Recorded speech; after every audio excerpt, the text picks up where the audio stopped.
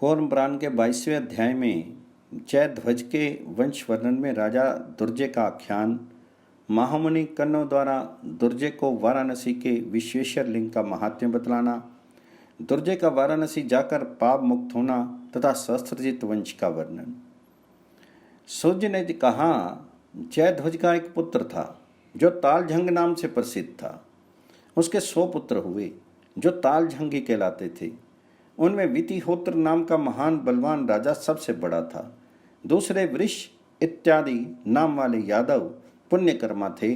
उनमें वृष वंश को बढ़ाने वाला था। उसका मधु नामक पुत्र हुआ। मधु के 100 पुत्र हुए, किंतु उनमें वृषण ही उस मधु का वंशधर हुआ। वितिहोत्र का भी विश्रुत अथवा अनंत नाम वाला एक पुत्र हुआ। उसका पुत्र दुर्जय हुआ, जो सभी शास्त्रों का ज्ञाता था। उसकी भार्या रूपवती तथा सभी गुणों से अलंकृत तथा पतिव्रता थी। वह पति दुर्जय के साथ अपने धर्म का पालन करती थी। किसी समय उस महाभाग्यशाली दुर्जय ने कालिंदी नदी के किनारे बैठी हुई मधुर स्वर में गीत गाती हुई देवी उर्वशी को देखा। तब वह उसके समीप में गया और कहने लगा, देवी, चिरकाल तक मेरे साथ रमन करो। रूप और लावण्य से संपन्न तथा दूसरे कामदेव के समान उस राजा को देख करके उस देवी ने चिरकाल तक उनके साथ रमन किया। बहुत समय के बाद ज्ञान होने पर राजा ने उस रमणीय उर्वशी से कहा, अब मैं अपनी सुंदरपुरी को जाऊंगा। इस पर वह हंसते हुए कहने लगी, राज सुंदर, आपके साथ इतने उपभोग से मुझे प्रसन्नता नहीं हुई है, अतः पुनः 1 वर्ष तक यहाँ और ठहरिए। इस पर बुद्धिमान राजा ने उस उर्वशी से कहा, मैं अपनी पुरी में जाकर के पुनः शीघ्र ही यहाँ वापस आ जाऊंगा, इसलिए मुझे जाने की आज्ञा दो। उस भगा ने उससे कहा, राजन, वैसा ही कीजिए, किंतु तब तक आप पुनः किसी अन्य अप्सरा के साथ रमन मत कीजिए। अच्छा, ऐसा कहकर वह शीघ्र ही परम शोभन अपनी पुरी को चला गया। पुरी में जाकर अपनी पतिव्रता पत्नी को देख करके वह राजा भयभीत हो गया।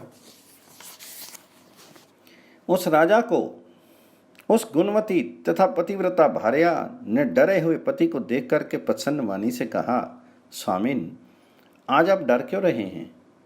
जो भी बात हो मुझे सत्य सत्य बताइए। इस प्रकार का भय राजाओं के लिए कीर्तिकर नहीं है। उसकी बात सुनकर राजा का मन लज्जा से झुक गया। राजा कुछ भी नहीं बोला, किंतु उस रानी ने ज्ञान दृष्टि से सब कुछ जान लिया। वह बोली, स्वामिन, आपको डरना नहीं चाहिए, पाप का प्रायश्चित करना चाहिए। हे महाराज, आपके भयभीत रहने से आपका राष्ट्र नष्ट हो जाएगा। तब मैं धुतिमान राजा अपने नगर से बाहर निकल करके पवित्र कण्व के आश्रम में गया। वहां महामुनि कण्व का दर्शन करके तथा कण्व के मुख से प्रायश्चित की कल्याणकारी विधि सुन करके प्रायश्चित के द्वारा आत्म शुद्धि के उद्देश्य से वह मां बलवान राजा दुर्जय हिमालय पर्वत की ओर गया। उस राजेंद्र ने मार्ग में जाते समय आकाश में अपने तेज से प्रकाशित होते हुए गंधर्व श्रेष्ठों में उत्तम एक गंधर्व को देखा, जो दिव्य माला से विभूषित था। माला को देख करके शत्रुओं का विनाश करने वाले उस राजा को श्रेष्ठ अप्सरा उर्वशी का स्मरण हो आया। उसने मन में विचार किया कि यह माला तो उस उर्वशी के ही योग्य है। तब माला प्राप्त करने का उद्देश्य तो अत्यंत कामुक राजा ने उस गंधर्व के साथ महान युद्ध किया। ब्राह्मणों, युद्ध में गंधर्वों को जीत करके और माला लेकर के वह दुर्जय उस अप्सरा को देखने के लिए आदरपूर्वक कालिंदी के किनारे गया। वहां अप्सरा को न देख करके वह 7 दीपों से युक्त संपूर्ण पृथ्वी पर घूमने लगा। उर्वशी के दर्शन के लिए उत्सुक वह हिमालय के पार्श्व भाग को पार करके उस श्रेष्ठ पर्वत पर पहुंचा, जो हेमकूट नाम से विख्यात है। वहां उन स्थानों में रहने वाली वह श्रेष्ठ अप्सराएं उन विचित्र माला से विभूषित एवं सिंह के समान प्रकर्म वाले राजा को देख करके अत्यंत कामासक्त हो गई। उर्वशी के वाक्य का स्मरण करते हुए और उसी में आसक्त मन वाले उस राजा ने उन सभी अप्सराओं को नहीं देखा और वह पर्वतों के शिखरों पर चला गया। वहां भी दिव्य अप्सरा उर्वशी को न देख करके देवताओं के समान प्रकर्म वाला वह राजा देवताओं के स्थान महामेरु पर गया। अपने बाहुबल के प्रभाव से गिरि शिखरों को पार करता हुआ वह तीनों लोकों में विख्यात मानस नामक सरोवर पर पहुंचा। उसके मानसरोवर के किनारे पर विचरण करती हुई सुंदर अंगों वाली अत्यंत स्नेहमयी सुंदरी उर्वशी को देखा। और वह माला उसे दे दी। तब उस देवी को माला से भूषित देख करके वह मोहित हो गया तथा अपने को कृतार्थ समझते हुए उसने चिरकाल तक उसके साथ रमन किया। अनंतर उर्वशी ने श्रेष्ठ राजा से कहा, राजन, आपने पहले पुरी में जाकर क्या किया? व्यर्थ ही आप वहां पर गए। तब उसने पत्नी द्वारा कही कि यह बात, कण्व ऋषि का दर्शन तथा माला का अपहरण, सभी कुछ उसे बता दिया। उसके द्वारा कही कि उन बातों को सुनकर के हित चाहने वाली उस उर्वशी ने आप चले जाइए ऐसा कहा, अन्यथा आपको कण्व शाप दे देंगे और आपकी प्रिया भी मुझे शाप दे देगी। बार बार उनके कहने पर भी मद से मोहित हुए महाराज ने उसका साथ नहीं छोड़ा, उसमें ही मन लगाए रखा। तदंतर इच्छा अनुसार रूप धारण करके लेने वाली उर्वशी राजा को रोमों से युक्त पिंगल वर्ण के नेत्रों वाला अपना उत्कट रूप सदा दिखाने लगी। उसका वह विभत्स रूप देख करके उसके प्रति विरक्त मन वाले राजा ने कण्व मुनि द्वारा कही कि बात का स्मरण करके मुझे धिक्कार है ऐसा निश्चय करके तप करना प्रारंभ किया। राजा ने 12 वर्ष तक कंदमूल और फल का आहार किया और पुनः 12 वर्षों तक केवल वायु का ही भक्षण किया। कण्व के आश्रम में जाकर के राजा ने डरते डरते अप्सरा के साथ निवास करने और पुनः उत्तम तपस्या करने की सारी बातें उन्हें बता दी। उस श्रेष्ठ राजा को देख करके प्रसन्न हुए भगवान ऋषि कण्व ने उनके पाप को समूल नष्ट करने की इच्छा से ये कहा। कण्व बोले, राजन, तुम ईश्वर जहां विशेष रूप से निवास करते हैं उस दिव्य वाराणसीपुरी में जाओ। संसार को मुक्त करने के लिए महेश्वर देव वहां रहते हैं। गंगा में स्नान करके विधिपूर्वक देवताओं एवं पितरों का तर्पण करके विश्वेश्वर लिंग का दर्शन करने से तुम संपूर्ण पापों से मुक्त हो जाओगे। इसके बाद कण्व को सिर से प्रणाम करके और उनकी आज्ञा प्राप्त करके वह दुर्जय वाराणसी में गया और भगवान शंकर का दर्शन करके पाप से मुक्त हो गया। तदंतर वह अपनी सुंदरपुरी में जाकर के पृथ्वी का पालन करने लगा। प्रार्थना करने पर कण्व मुनि ने कृपा करके उसका यज्ञ कराया। उसका बुद्धिमान पुत्र सुप्रतीक इस नाम से विख्यात हुआ। उत्पन्न होते ही उन लोगों ने राजा मान लिया। ब्राह्मणों, उर्वशी से देव पुत्रों के समान महान वीरवान 7 पुत्र हुए। उनने गंधर्वों की कन्याओं को अपनी पत्नी बनाया। आप लोगों से मैंने ये मनुष्यों के पाप को नष्ट करने वाला सहस्त्रजित का उत्तम वंश भली भांति बतलाया। अब क्रोष्टु के वंश को भी सुनिए। इस प्रकार श्री कूर्म पुराण संहिता के पूर्व विभाग में 22वां अध्याय समाप्त हुआ। कूर्म पुराण के 23वें अध्याय में यदुवंश वर्णन में क्रोष्टुवंशी राजाओं का वृत्तांत, राजा नवरथ की कथा, सातवत वंश वर्णन में अक्रूर की उत्पत्ति, राजा आनक धुंधवी का आख्यान, कंस एवं वसुदेव देवकी की उत्पत्ति, वसुदेव का वंश वर्णन, देवकी के अन्य पुत्रों की उत्पत्ति, रोहिणी से संकर्षण बलराम तथा देवकी से श्री कृष्ण का आविर्भाव, वासुदेव कृष्ण का वंश वर्णन। सूर्य ने कहा, क्रोष्टु का एक पुत्र हुआ जो वृजनीवान नाम से प्रसिद्ध हुआ।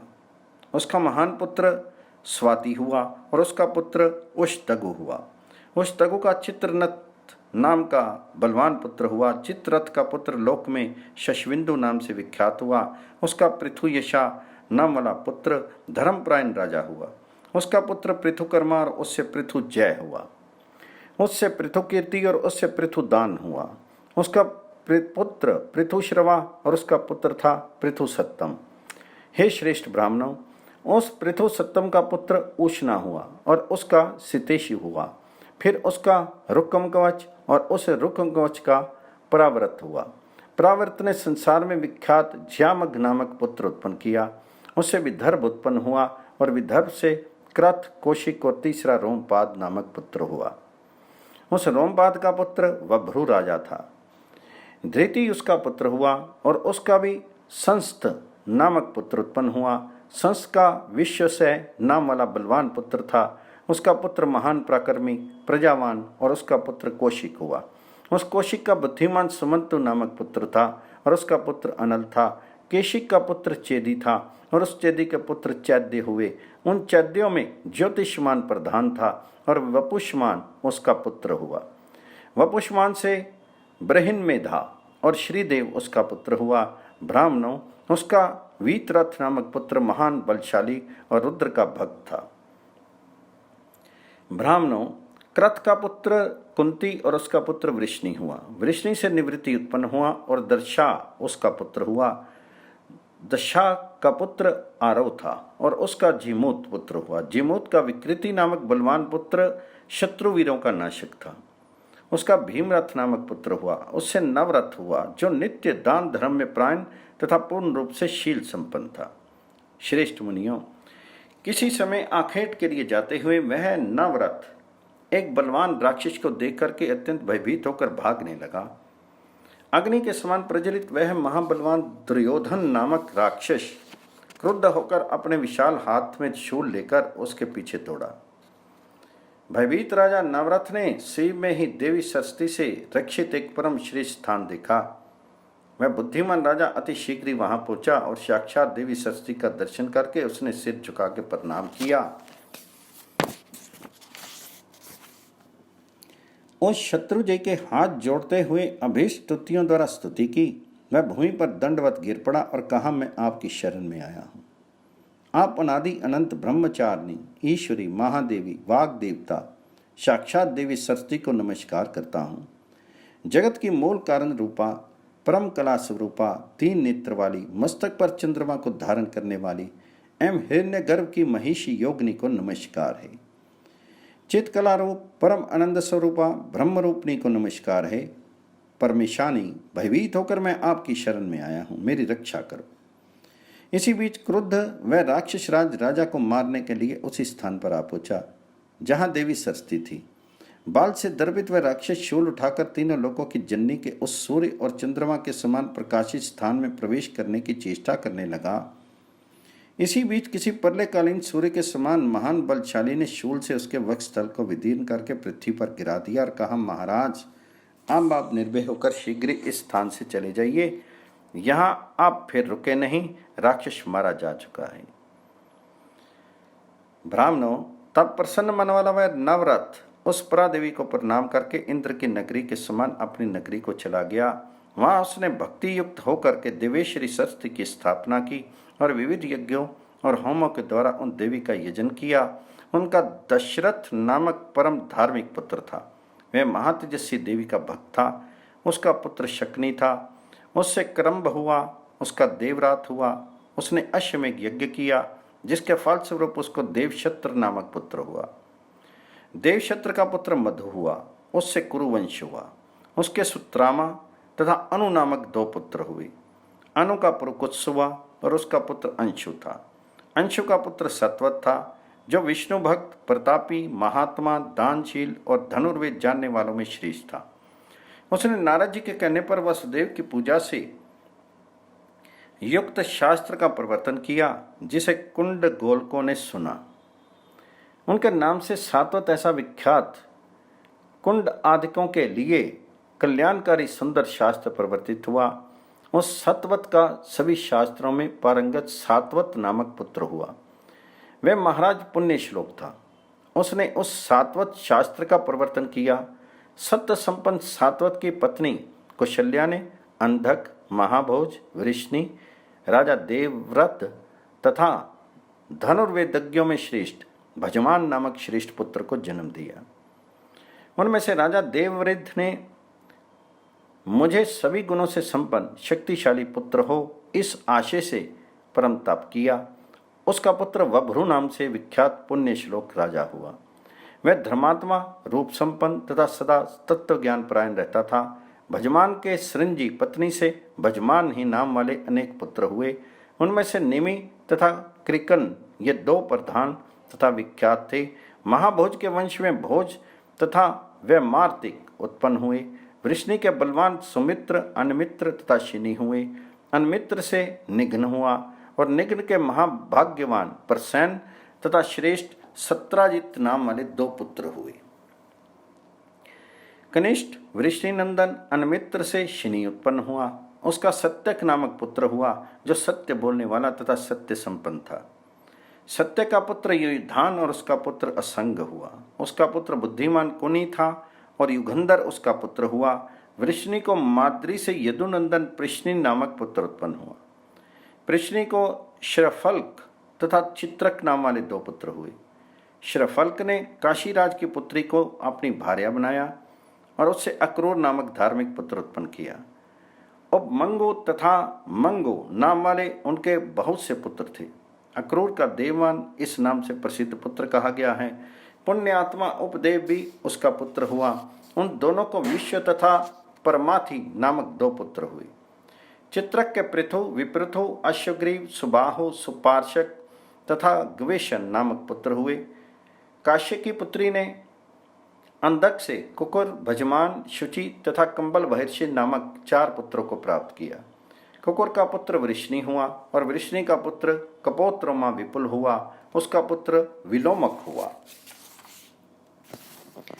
उस विलोमक का विद्वान नल नामक पुत्र हुआ जो तुम्बरु का मित्र था। अनु भी उसका नाम था। अनु का पुत्र आनक धुंधवी हुआ। ब्राह्मणों, उसने गोवर्धन पर्वत पर जाकर के महान तप किया। तब लोक महेश्वर देव ब्रह्मा ने उसे वर प्रदान किया और कहा, तुम्हारे वंश की अक्षय कीर्ति होगी तथा तुम्हें गुरु से भी अधिक श्रेष्ठ गान, योग, संगीत कला की स्वाभाविक प्रतिभा और इच्छा अनुसार रूप धारण करने की योग्यता प्राप्त होगी। वर प्राप्त करके प्रशांत मन वाले उसने देवताओं द्वारा पूजनीय, वर्णीय और वृषवाहन स्थानु शंकर की गान संगीत द्वारा पूजा की। गान में रत उस आनक धुंधवी को भगवान देव अंबिकापति शंकर ने देवताओं के लिए भी दुर्धर्ष विवाह करने योग्य कन्या रूपी रत्न प्रदान किया। भार्या रूप में उसका साथ प्राप्त करके शत्रुनाशक राजा ने उस चंचल आंखों वाली अपनी प्रिया भ्रांत लोचना को श्रेष्ठ गान योग सिखलाया। राजा ने उससे सुंदर भुजा वाले शोभन नामक पुत्र तथा रूप तथा लावण्य से संपन्न ह्रीमती नाम की कन्या को उत्पन्न किया। तब माता भ्रांत लोचना ने बाल्यावस्था में ही उस शोभन नामक पुत्र को तथा कन्या ह्रीमती को भी विधिवत गान विद्या की शिक्षा प्रदान की। उपनयन होने के अनंतर विधि पूर्वक गुरु से वेदों का अध्ययन करके शोभन ने गंधर्वों की मानसी नामक कन्या से विवाह किया और उससे वीणा बजाने का तत्व जानने वाले तथा संगीत शास्त्र में पारंगत 5 श्रेष्ठ पुत्रों को उत्पन्न किया। पौत्र, पौत्र तथा पत्नी सहित गान विद्या में पारंगत उस राजा ने गायन द्वारा त्रिपुर का नाश करने वाले देव शंकर की पूजा की। लक्ष्मी के सदृश विशाल नेत्रों वाली जो ह्रीमती नाम की कन्या थी, सुबाहु नामक गंधर्व उसे लेकर के अपनी पुरी में चला गया। अत्यंत तेजस्वी गंधर्व को भी उस ह्रीमती से सुषैन, वीर, सुग्रीव, सुभोज तथा नरवाहन नाम के पुत्र हुए। आनक धुंधवी का अभिजित नामक एक वीर पुत्र था। अभिजित का पुनर्वसु और उससे आहुक का जन्म हुआ। द्विजोत्तमों आहुक के 2 पुत्र हुए, उग्रसेन और देवक। देवक के देवताओं के समान देववान, उपदेव, सुदेव तथा देव रक्षित नाम वाले 4 वीर पुत्र हुए। इनकी 7 बहनें थीं, वृकदेवा, उपदेवा, देवरक्षिता, श्रीदेवा, शांति देवा, सैदेवा, सुव्रता तथा देवकी। इनमें सुंदर मध्य भाग वाली देवकी सबसे बड़ी थी। वे सभी वसुदेव की को दी गई। उग्रसेन के न्यग्रोध, कंस, सुभूमि, राष्ट्रपाल, तुष्टिमान तथा शंकु नाम वाले पुत्र थे। भजमान का प्रख्यात विदुरथ नाम वाला पुत्र हुआ। उसका पुत्र शूर, शूर से शमी और शमी का प्रतिशत्र नामक पुत्र हुआ। उस प्रतिशत्र से स्वयं भोज और उससे शत्रुओं को ताप पहुँचाने वाले पुत्र हृदिक हुए। उसका पुत्र कृतवर्मा और उसका पुत्र देवर कहलाया। उस शूर से धीमान हुआ और उसका पुत्र वसुदेव था। देवताओं के प्रार्थना करने पर महाबाहु जगत गुरु वसुदेव विष्णु वसुदेव से देवकी पुत्र के रूप में प्रकट हुए। वसुदेव के महाभाग्यशालिनी सुंदर रोहिणी नामक पत्नी ने हल को आयुध के रूप में धारण करने वाले श्रेष्ठ पुत्र संकर्षण राम अर्थात बलराम को जन्म दिया। वह परमात्मा विष्णु ही ये जगन में वसुदेव पुत्र वासुदेव हैं। हल आयुध बलराम संकर्षण स्वयं साक्षात प्रभु शेष हैं। भृगु के शाप के कारण वे माधव विष्णु भी मनुष्य से स्वीकार करके उन देवकी तथा रोहिणी से उत्पन्न हुए। उमा की देह से उत्पन्न योग निद्रा रूप कोश की देवी वसुदेव की आज्ञा से यशोदा की पुत्री हुई। मुनि श्रेष्ठों, वसुदेव के अन्य जो वासुदेव नाम वाले ज्येष्ठ पुत्र थे उन सबको कंस ने पहले ही मार डाला। सुषैन, उदाई, भद्रसेन, महाबल, ऋजुदास, भद्रदास और पूर्व में उत्पन्न कीर्तिमान इन सभी वसुदेव के बड़े भाइयों के मारे जाने पर रोहिणी ने वसुदेव से संसार के स्वामी हल युद्ध बलराम को जन्म दिया। बलराम के उत्पन्न होने के पश्चात देवकी ने देवताओं के आदि कारण आत्म रूप श्रीवत्स चिन्ह से शोभित वक्ष स्थल वाले अच्युत कृष्ण को जन्म दिया। बलराम के सुंदर गुणों से युक्त रेवती नाम की भार्या थी। उन्होंने उससे निषठ तथा उल्मोक नामक 2 पुत्रों को उत्पन्न किया। वासुदेव देवकी से उत्पन्न साक्षात विष्णु अक्लिष्टकर्मा श्री कृष्ण की 16,000 पत्नियां थी और उनसे सैकड़ों हजारों पुत्र हुए। वासुदेव श्री कृष्ण की पत्नी रुक्मिणी से चारुदेशन, सुचारु, चारुवेश, यशोधर, चारुश्रवा, चारुयशा, प्रद्युम्न तथा शंख नाम वाले महाबलशाली और पराक्रम संपन्न पुत्र हुए। ये पुत्र सभी पुत्रों में विशिष्ट हुए। रुक्मिणी से उत्पन्न इन वीर पुत्रों को देख करके पवित्र मुस्कान वाली पत्नी जामवती ने अपने पति जनार्दन श्री कृष्ण से कहा, पुंडरीकाक्ष दानव सूदन, आप मुझे इंद्र के समान विशिष्ट गुणवानों में श्रेष्ठ पुत्र प्रदान करें। जामवती का कथन सुनकर के शत्रु का दमन करने वाले तपोनिधि जगन्नाथ स्वयं हरि ने तप करना प्रारंभ किया।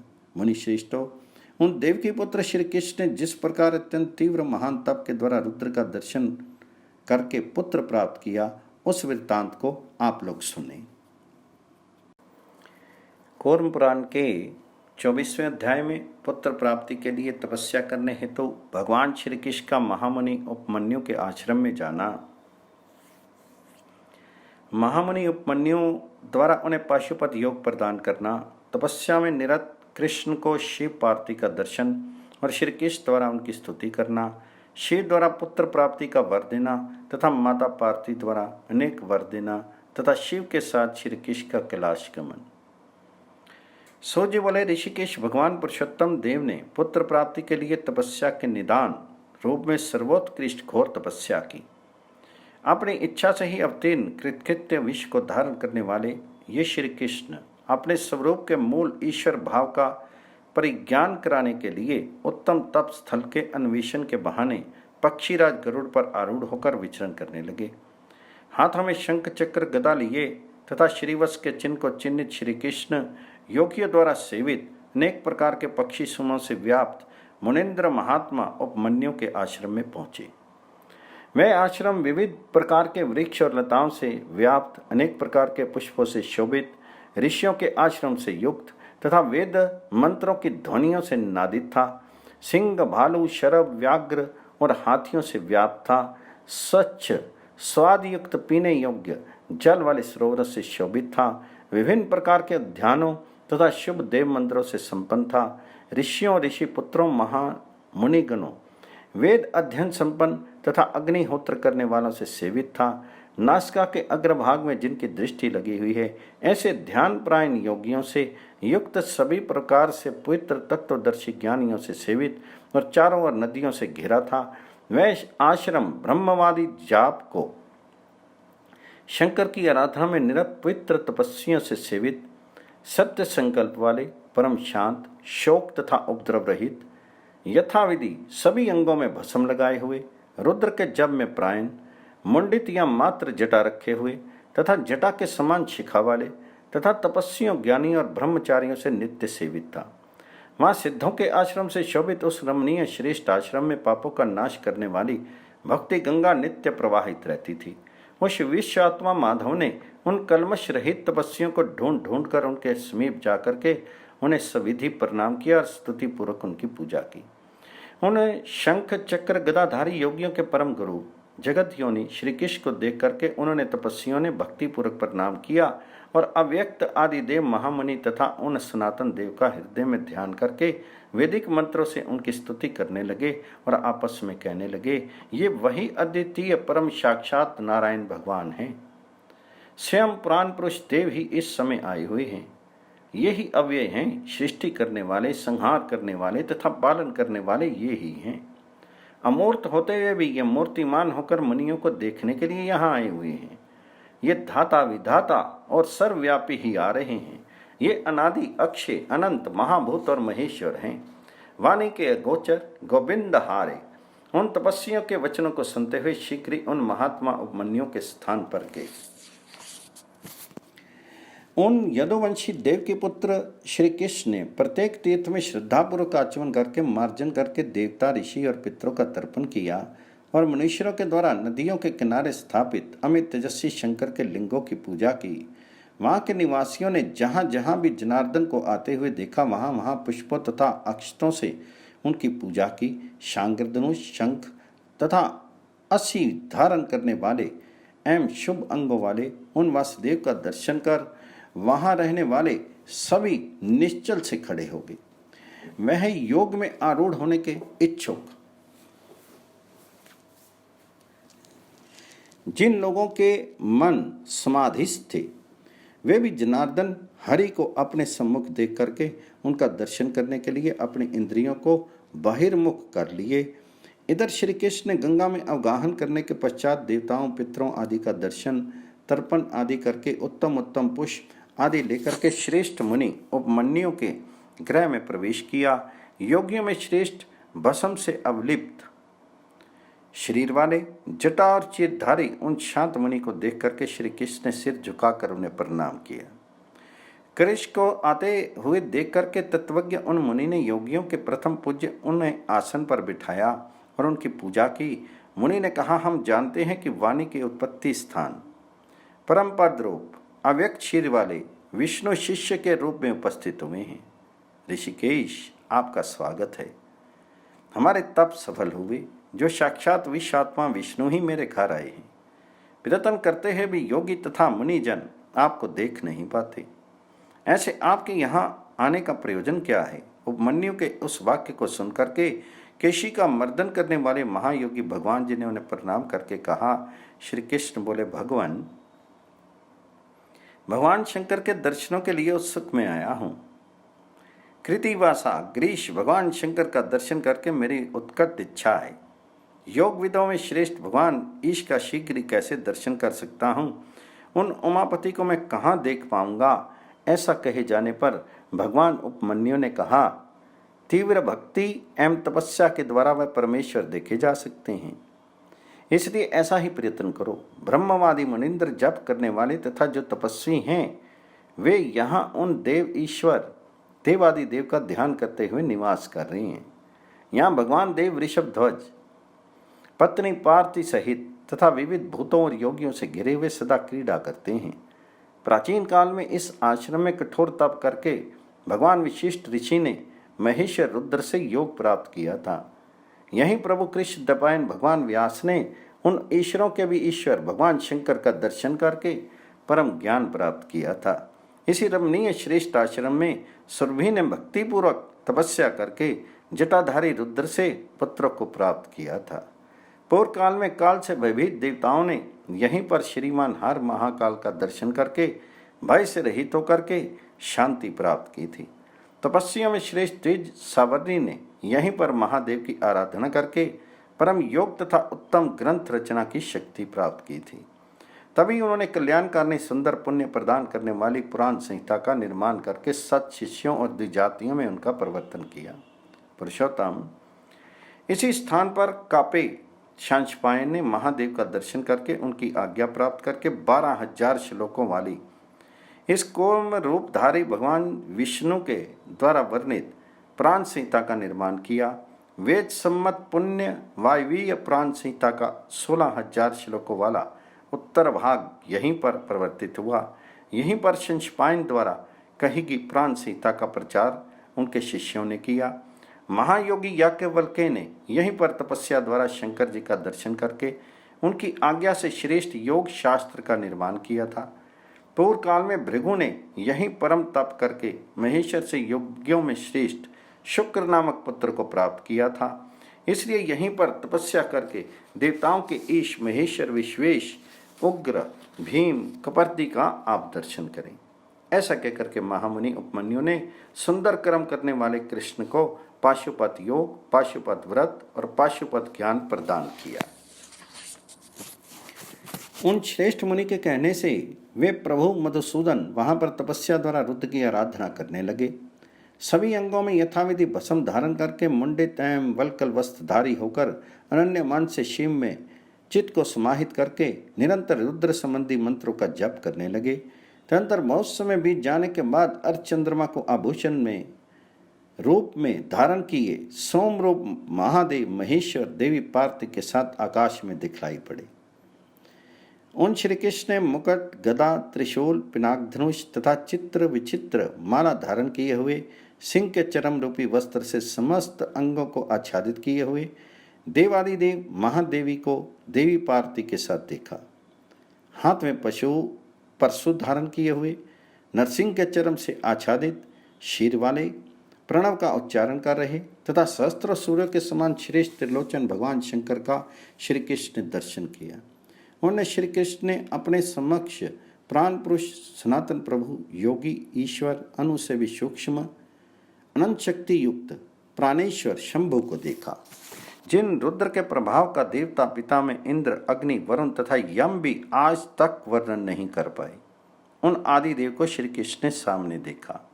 उस समय उन्होंने भगवान शंकर के वाम भाग में शंख, तलवार तथा चक्र धारण किए आत्म रूप, अव्यक्त, अनंत तथा अनंत रूप वाले आदि देव विष्णु को देखा। वे भी बहुत सी स्तुतियों के द्वारा ईश शंकर की ही स्तुति कर रहे थे।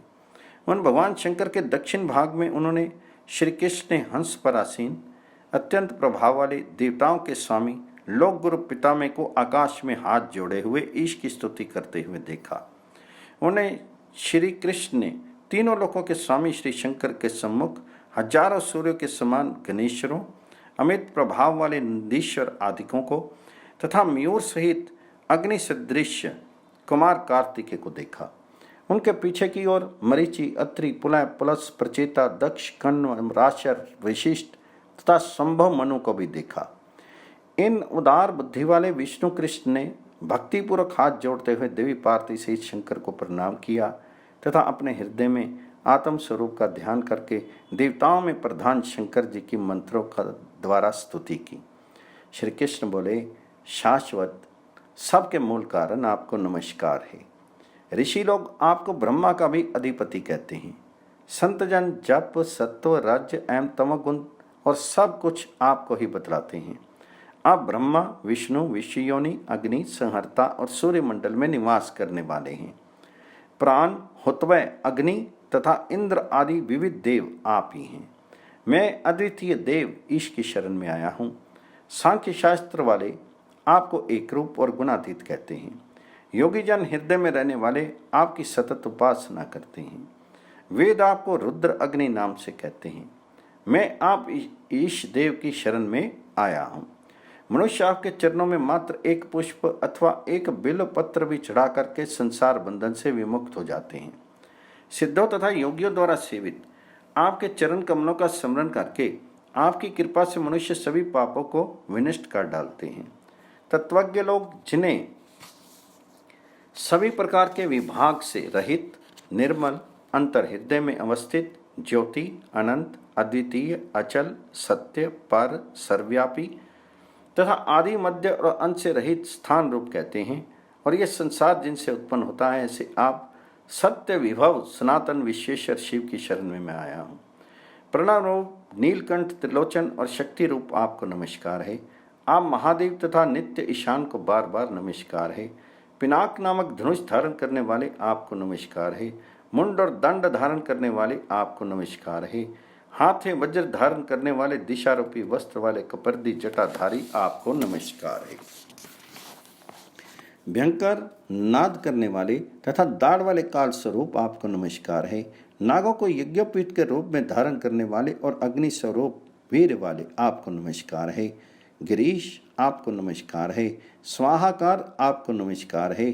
उन्मुक्त अट्टहास करने वाले आपको नमस्कार है और भीम रूप आपको बार बार नमस्कार है।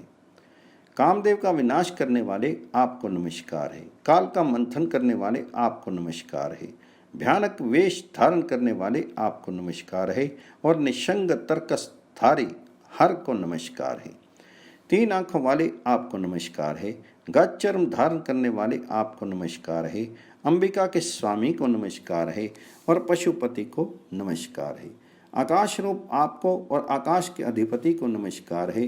नर और नारी का शेद धारण करने वाले अर्धनारीश्वर तथा सांख्य और योग का प्रवर्तन करने वाले आपको नमस्कार है। देवताओं के स्वामी और देवताओं द्वारा आराधित लिंग वाले आपको नमस्कार है। कुमार के गुरु कार्तिकेय के पिता आपको तथा देवादिदेव आपको नमस्कार है।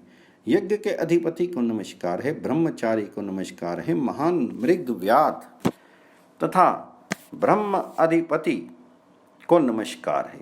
हंस रूप को नमस्कार है। विश्वरूप तथा मोहित करने वालों को बार बार नमस्कार है। योगी योग से प्राप्त होने योग्य तथा योग ही जिनकी माया है ऐसे आपको नमस्कार है। प्राणों का पालन करने वाले, प्राणी मात्र के प्राण रक्षक और घंटानाद प्रिय को नमस्कार है। कपाली आपको नमस्कार है। नक्षत्रों के स्वामी को नमस्कार है। आपको नमस्कार है, नमस्कार है, नमस्कार है। पुनः आपकी बार बार नमस्कार है। परमेश्वर, आप मेरे अभीष्ट इच्छाओं को सभी प्रकार से मुझे प्रदान करें। विप्रो, इस प्रकार वे माधव भक्तिपूर्वक देवेश की स्तुति करके देव और देवी अर्थात शंकर पार्वती के चरणों में दंडवत गिर पड़े। मेघ के समान गंभीर ध्वनि वाले भगवान शंकर ने केशी को मारने वाले कृष्ण को उठाकर मधुर वचन कहा। पुंडरीकाक्ष, अव्यय, आपने तप क्यों किया है? क्योंकि आप ही कामना करने वालों की सभी कामनाओं को पूर्ण करने वाले हैं। आप ही मेरी नारायण नाम वाली परम मूर्ति हैं। पुरुषोत्तम, तात, आपके लिए कुछ भी अप्राप्य नहीं है। केशव, आपने योग द्वारा आप अपने को नारायण, अनंत, परमेश्वर, महादेव और महायोगी जाने। उनका ये वचन सुनकर हंसते हुए श्री कृष्ण ने विश्वेश्वर तथा हिमालय पुत्री देवी पार्वती की ओर देख करके वृषध्वज शंकर जी से कहा, प्रभु शंकर, आपको अपने योग द्वारा सब कुछ ज्ञात है। मैं अपने ही समान ऐसा पुत्र चाहता हूँ जो आपका भक्त हो। श्री शंकर, आप मुझे प्रदान करें। प्रसन्न मन होकर विश्वात्मा हर ने तथास्तु ऐसा कहा और देवी पार्वती की ओर देख करके केशव का आलिंगन किया। तदंतर शंकर के आधे शीर में स्थित संसार की माता हिमालय पर्वत की पुत्री देवी पार्वती ऋषिकेश से बोली, अच्युत, केशव, वत्स, मैं ईश्वर शंकर में तथा मुझ में भी श्रद्धा रखने वाली आपकी अनंत निश्चल और अनन्य भक्ति को जानती हूँ। आप ही साक्षात नारायण और सर्वात्मा पुरुषोत्तम हैं। पूर्व काल में देवताओं के द्वारा प्रार्थना किए जाने पर आप देवकी के पुत्र के रूप में उत्पन्न हुए थे। आप अपने आत्म रूप को तथा अपने निर्मल पद को स्वयं देखें। हम दोनों में कोई भेद नहीं है। विद्वान लोग हम दोनों को एक रूप में देखते हैं। केशव, आप इन अभीष्ट वरों को मुझसे ग्रहण कीजिए। आपको सर्वज्ञता, ऐश्वर्य, वह परमेश्वर संबंधी ज्ञान, शिव में निश्चल भक्ति तथा अपने में श्रेष्ठ बल प्राप्त हो। उन महादेवी के द्वारा ऐसा कहे जाने पर जनार्दन कृष्ण ने उनके वर रूपी आशीर्वाद को शिरोधार्य किया। देव महेश्वर ने भी कृष्ण से ऐसा ही कहा अर्थात आशीर्वाद प्रदान किया। तब देवताओं तथा मुनियों से पूजित होते हुए देवादिदेव गिरीश भगवान शंकर कृष्ण का हाथ पकड़ के देवी पार्वती के साथ कैलाश पर्वत पर चले गए। इस प्रकार श्री कूर्म पुराण संहिता के पूर्व विभाग में 24वां अध्याय समाप्त हुआ। कूर्म पुराण के 25वें अध्याय में श्री कृष्ण का कैलाश पर्वत पर विहार करना, श्री कृष्ण को द्वारका बुलाने के लिए गरुड़ का कैलाश पर जाना, श्री कृष्ण का द्वारका आगमन, द्वारका में श्री कृष्ण का स्वागत और उनका दर्शन करने के लिए देवताओं तथा मार्कंडेय आदि मुनियों का आना, कृष्ण के द्वारा महर्षि मार्कंडेय को शिव तत्व तथा लिंग तत्व का महात्म्य बतलाना तथा स्वयं शिव का पूजन करना, ब्रह्मा विष्णु द्वारा शिव के महालिंग का दर्शन तथा लिंग स्तुति, लिंग अर्चन का प्रवर्तन। सूत जी बोले, मेरु शिखर के स्वर्णिम कैलाश पर्वत पर पहुंच करके महेश्वर भगवान शंकर केशव श्री कृष्ण के साथ विहार करने लगे। कैलाश पर्वत पर निवास करने वालों ने उन देवादिदेव अच्युत महात्मा श्री कृष्ण को देख करके उनकी पूजा की। उन्होंने 4 भुजा वाले, उदार अंगों वाले, प्रलयकालीन मेघ के समान प्रभा वाले, मुकुटधारी, हाथ में धनुष धारण किए, श्री वत्स से शोभित वक्षस्थल वाले, दीर्घ भुजा वाले, विशाल नेत्रों वाले, पीताम्बर धारण किए, वक्षस्थल पर उत्तम वैजंती की माला धारण किए, शोभा से शोभित दिव्य अति कोमल युवा अवस्था वाले, कमल वरण के समान रक्त चरण एवं नेत्र वाले, अत्यंत सुंदर मुस्कुराते हुए अच्छी गति प्रदान करने वाले अच्युत श्री कृष्ण की पूजा की।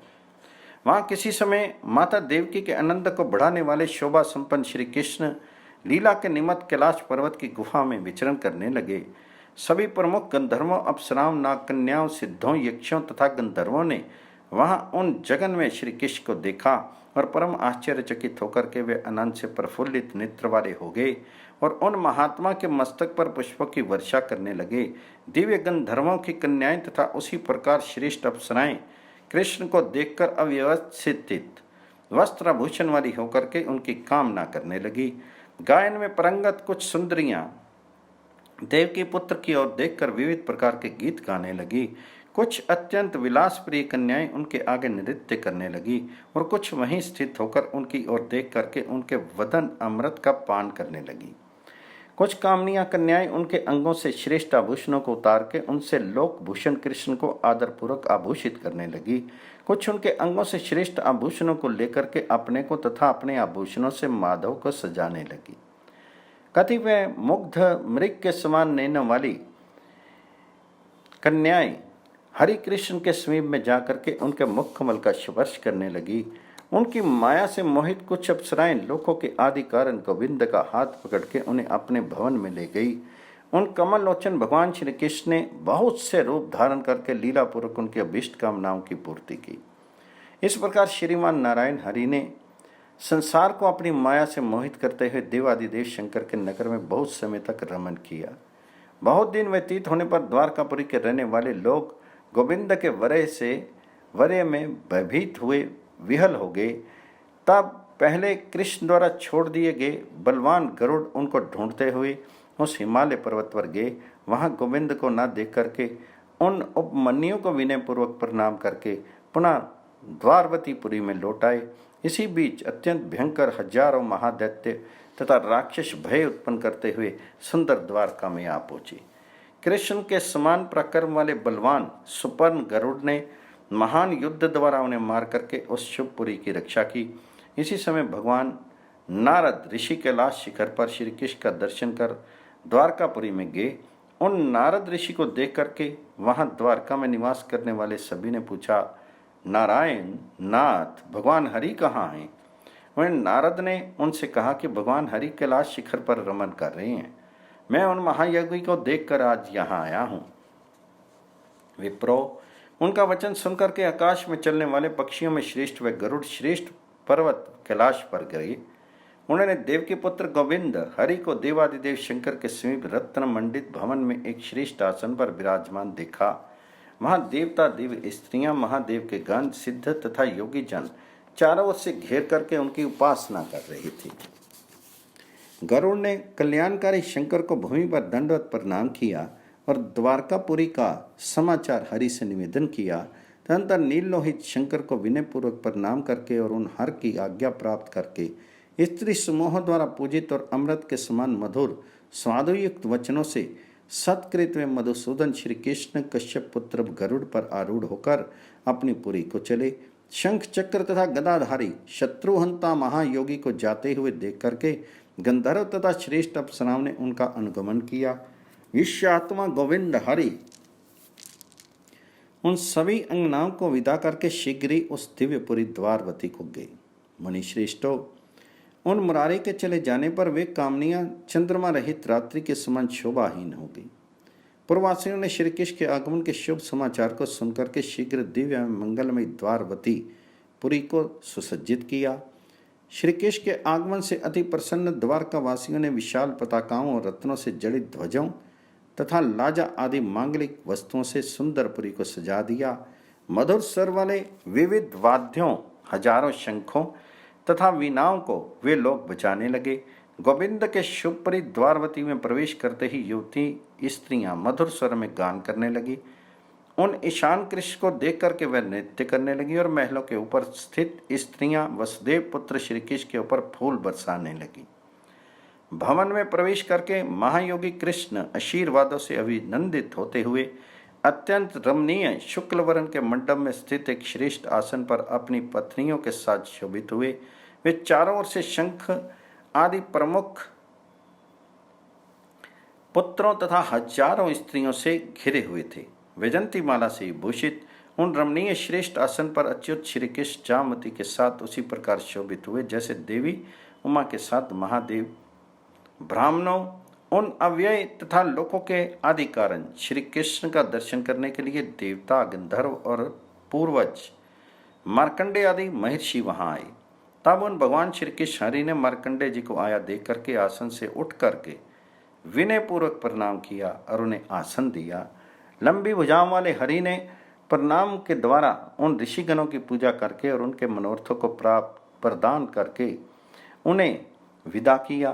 तदंतर मध्यान्ह काल में स्वयं देवादिदेव हरि ने स्नान करके शुक्ल वस्त्र धारण किए और हाथ जोड़कर सूर्य की आराधना की। दिवाकर सूर्य की ओर देखते हुए उन्होंने विधि पूर्वक मंत्रों का जाप किया। उन देवेश्वर ने देवताओं, मुनिगणों और पितरों का तर्पण किया। मुनि मार्कंडे के साथ देव मंदिर में प्रवेश करके उन्होंने लिंग में प्रतिष्ठित भस्म विभूषित भूतेश्वर श्री शंकर की पूजा की। मनुष्यों के नियामक उन्होंने स्वयं सभी नियमों को पूर्ण करके ब्राह्मणों की पूजा की और मुनीश्वर मार्कंडे को भोजन कराया। विपेंद्रो तदुपरांत पुत्रों आदि से घिरे हुए अच्युत ने आत्मनिष्ठ होकर के मार्कंडे जी से प्राणों की पुण्यदायिनी कथा को सुना। इन सारे कर्मों को देख करके महामुनि मार्कंडे ने श्री कृष्ण से हंसते हुए मधुर वचन कहा।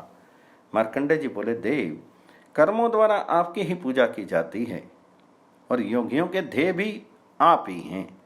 फिर आप शुभ कर्मों के द्वारा किस देवता की आराधना कर रहे हैं, ये मुझे बताइए। आप ही वे परम ब्रह्म हैं, निर्वाण रूप हैं और निर्मल पद हैं। पृथ्वी का भार उतारने के लिए आप प्रभु ही वृष्णि कुल में अवतरित हुए हैं। सभी पुत्रों के सुनते हुए ही ब्रह्म ज्ञानियों में श्रेष्ठ महाबरु श्री कृष्ण ने उनसे मार्कंडे जी से हंसते हुए कहा। श्री भगवान जी ने कहा, आपने जो कुछ भी कहा सब सत्य ही कहा है, इसमें संशय नहीं है। तथापि मैं सनातन देव ईशान शंकर की पूजा करता हूँ।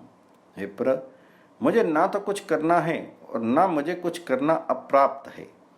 फिर भी ये जानते हुए भी मैं परम शिव ईश की पूजा करता हूँ। माया से मोहित लोग उन देव शंकर का साक्षात्कार नहीं कर पाते, परंतु मैं अपने मूल का परिचय देते हुए उनकी पूजा करता हूँ। इस संसार में लिंग अर्चन से अधिक कोई पुण्य और भय का नाश करने वाला कर्म नहीं है। अतः इन लोकों प्राणी मात्र के कल्याण के लिए लिंग में शिव की पूजा करनी चाहिए। वैदिक सिद्धांतों को जानने वाले लोग इस लिंग को मेरा ही स्वरूप कहते हैं। इसलिए मैं स्वयं में आत्म स्वरूप ईशान का पूजन करता हूँ। मैं उन्हीं शंकर की परम मूर्ति हूँ। मैं शिव स्वरूपी हूँ, इसमें कोई संदेह नहीं है। वेदों में ऐसा ही निश्चय किया गया है कि हम दोनों में कोई भेद विद्यमान नहीं है। संसार से भयभीत लोगों को इन देव महादेव का सदा ध्यान, पूजन और वंदन करना चाहिए तथा लिंग में महेश्वर को सदा प्रतिष्ठित समझना चाहिए। श्री मार्कंडे जी ने पूछा, विशाल नेत्र वाले देव श्रेष्ठ कृष्ण, आप इस गूढ़ एवं श्रेष्ठ विषय को बतलाइए कि लिंग क्या है और लिंग में किसकी पूजा होती है। श्री भगवान जी ने कहा, ज्योति स्वरूप अक्षर अव्यक्त आनंद को लिंग कहा गया है और वेद महेश्वर देव को अव्यय तथा लिंग धारण करने वाला कहते हैं। प्राचीन काल में जब सर्वत्र जल ही जल एक कारण हो गया और स्थावर जंगम सब नष्ट हो गया, तब ब्रह्मा तथा मुझे प्रबोधित करने के लिए उसी एक कारण में शिव का प्रादुर्भाव हुआ। उसी समय से लोगों के कल्याण की कामना से ब्रह्मा तथा मैं दोनों ही सदा महादेव की पूजा करते हैं। तो मार्कंडे जी बोले, श्री कृष्ण, अब आप ये बताइए कि पूर्व काल में आप लोगों को ज्ञान देने के लिए वह ईश्वर का परम पद रूप लिंग किस प्रकार स्वयं प्रकट हुआ। तो श्री भगवान जी ने कहा, परले काल में विभाग रहित तमों में भयंकर एकमात्र समुद्र एकार्णव ही था। उस एकार्णव के मध्य भाग में शंख चक्र गदा धारण करने वाला युक्त आत्मा सनातन में हजारों सिर, हजारों आंख, हजारों चरण, हजारों बाहु वाला होकर शयन कर रहा था। इसी बीच मैंने दूर स्थित अमित प्रभा वाले करोड़ों सूर्य के समान प्रकाशमान शोभा संपन्न कृष्ण मृग का चरम धारण किए हुए ऋक, यजु तथा सामवेद द्वारा स्तुति हो रहे कांचन के समान आभा वाले महायोगी चतुर्मुख देव पुरुष को देखा। क्षण भर में ही वे योग ज्ञानियों में श्रेष्ठ महाद्युति ब्रह्मा मुस्कुराते हुए स्वयं मेरे पास आए और कहने लगे, प्रभु मुझे बतलाइए कि आप कौन हैं, कहाँ से आए हैं और किस कारण से यहाँ स्थित हैं। मैं लोकों का निर्माण करने वाला संभव प्रपिता में ब्रह्मा हूँ। उन ब्रह्मा के द्वारा ऐसा कहे जाने पर मैंने उनसे ब्रह्मा से कहा, मैं पुनः पुनः लोकों की सृष्टि करने वाला हूँ और मैं ही संहार करने वाला हूँ।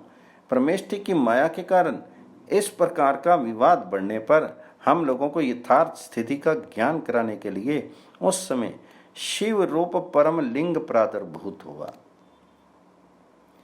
वह लिंग प्रलयकालीन अग्नि के समान अनेक ज्वालामालाओं में व्याप्त क्षय एवं वृद्धि से मुक्त और आदि मध्य तथा अंत से रहित था। तब भगवान शंकर ने मुझसे कहा, तुम शीघ्र ही इस लिंग के नीचे की ओर जाओ और इसके अंत का पता लगाओ और ये अजन्मा ब्रह्मा इसके ऊपर की ओर जाएं। तदनंतर शीघ्र ही प्रतिज्ञा करके हम दोनों ऊपर और नीचे की ओर गए, किंतु पिता में तथा मैं सैकड़ों वर्षों में भी उसका अंत नहीं जान सके। तदनंतर त्रिशूलधारी देव की माया से मोहित भयभीत एवं आश्चर्यचकित हम दोनों उन विश्व रूप ईश्वर का ध्यान करने लगे और परम पद महानाद ओमकार का उच्चारण करते हुए नम्रतापूर्वक हाथ जोड़ के श्री शंभु की स्तुति करने लगे। ब्रह्मा तथा विष्णु ने कहा, विविध अनादि विकारों से मुक्त संसार रूपी रोग के अनादि वेद्य स्वरूप शंभु शिव शांत लिंग मूर्ति वाले ब्रह्म को नमस्कार है। प्रलयकालीन समुद्र में स्थित रहने वाले सृष्टि और प्रलय के कारण रूप शिव शांत लिंग मूर्तिधारी ब्रह्म को नमस्कार है। ज्वालामालाओं से घिरे हुए शीर वाले प्रज्वलित स्तंभ रूप शिव शांत लिंग मूर्ति वाले ब्रह्म को नमस्कार है। आदि मध्य और अंत से रहित स्वभावता निर्मल तेज रूप शिव शांत तथा लिंग रूपी मूर्ति को धारण करने वाले ब्रह्म को नमस्कार है। महादेव महान ज्योति स्वरूप अनंत तेजस्वी लिंग विग्रह शिव शांत ब्रह्म को नमस्कार है। प्रधान पुरुष के भी ईश व्योम स्वरूप ब्रह्म और लिंग विग्रह शिव शांत ब्रह्म को नमस्कार है। निर्विकार सत्य नित्य विमल तेज रूप लिंग विग्रह शांत शिव ब्रह्म को नमस्कार है। वेदांत सार स्वरूप काल रूप धीमान लिंग मूर्ति शिव शांत ब्रह्म को नमस्कार है। इस प्रकार स्तुति करते रहने पर महायोगी महेश्वर देव प्रकट हो गए और हजारों करोड़ मुख से आकाश को मानो ग्रास बनाते हुए करोड़ों सूर्य के समान शोभित होने लगे। हजारों हाथ और पैर वाले सूर्य चंद्रमा तथा अग्नि रूप 3 नयन वाले पिनाक धनुष को हाथ में धारण करने वाले चर्मांबर धारी त्रिशूल धारी सर्प का यज्ञोपवीत धारण करने वाले और मेघ तथा दुंदुभि के सदृश स्वर वाले भगवान महादेव ने कहा, श्रेष्ठ देवो मैं प्रसन्न हूँ, मुझ महादेव की ओर देखो और समस्त भय का परित्याग करो। पूर्व काल में तुम दोनों सनातन देव मेरे शीर से उत्पन्न हुए थे। मेरे दक्षिण पार्श्व में ये लोक पिता में ब्रह्मा, वाम पार्श्व में पालनकर्ता विष्णु और हृदय में हर्ष स्थित है। मैं तुम दोनों पर भली भांति प्रसन्न हूँ, इसलिए यथेष्ट वर प्रदान करूँगा। ऐसा कह करके महादेव शिव स्वयं मुझे तथा देव ब्रह्मा का आलिंगन करके अनुग्रह प्रदान करने के लिए उद्यत हुए। तदनंतर प्रसन्न मन वाले नारायण तथा पिता मैंने महेश्वर को प्रणाम करके उनके मुख की ओर देखते हुए कहा, देव यदि प्रीति उत्पन्न हुई है और यदि आप हम दोनों को वर देना चाहते हैं तो ये वर दें कि हम दोनों की आप महेश्वर में नित्य भक्ति बनी रहे। तब उन प्रसन्न हुए परम ईश्वर भगवान ईश महादेव ने प्रसन्न मन से हंसते हुए मुझसे कहा, देव बोले, धरनीपते वस हरि तुम सृष्टि पालन और प्रलय के कर्ता हो, इस चराचर विश्व का पालन करो। हे विष्णु, मैं निर्गुण तथा निरंजन होते हुए भी सृष्टि रक्षा तथा प्रलय के लिए अपेक्षित गुणों के द्वारा ब्रह्मा विष्णु तथा हर नाम से 3 रूपों में विभक्त हूँ। विष्णु, मोह का परित्याग करो, इन पितामह का पालन करो, ये सनातन भगवान आपके पुत्र होंगे। कल्प के आदि में मैं भी आपके मुख से प्रकट होकर के घोर रूप धारण करके हाथ में शूल धारण किए आपका क्रोधज पुत्र बनूंगा। मुनि श्रेष्ठ, इस प्रकार कह करके भगवान महादेव मुझ पर तथा ब्रह्मा पर कृपा करके वहीं पर अंतर ध्यान होगी। ब्राह्मण। तब से लोक में लिंग का पूजन प्रतिष्ठित हो गया। लीन होने से वह लिंग कहा गया जाता है। लिंग ब्रह्म का श्रेष्ठ शरीर है। अनक, मैंने इस लिंग का महात्म्य तुम्हें बतलाया। इसे न देवता जानते हैं न दानव, केवल योग्य लोग ही जानते हैं। यह शिव नाम वाला अव्यक्त परम ज्ञान है। ज्ञान दृष्टि वाले इसी के द्वारा उस सूक्ष्म अचिंत्य तत्व का दर्शन करते हैं। इस लिंग स्वरूप देवादिदेव महादेव भगवान रुद्र को हम नित्य नमस्कार करते हैं। वेद के रहस्य रूप आपको नमस्कार है। नीलकंठ को नमस्कार है। विशेष भय उत्पन्न करने वाले शांत स्थानों तथा कारण रूप को नमस्कार है। वामदेव, त्रिलोचन, महिमावान ब्रह्म, शंकर, महेश, गिरीश तथा शिव को नमस्कार है। सदा इन्हें नमस्कार करो। मन से शंकर का ध्यान करो। इससे शीघ्र ही संसार सागर से पार हो जाओगे। इस प्रकार वसुदेव द्वारा कहे जाने पर उन मुनि श्रेष्ठ मार्कंडे ने विश्वतोमुख देव ईशान शंकर का ध्यान किया। श्री कृष्ण को विनयपूर्वक प्रणाम करके उनकी आज्ञा प्राप्त करके महामुनि मार्कंडे त्रिशूल धारण करने वाले देवादिदेव के अभीष्ट स्थान को चले गए।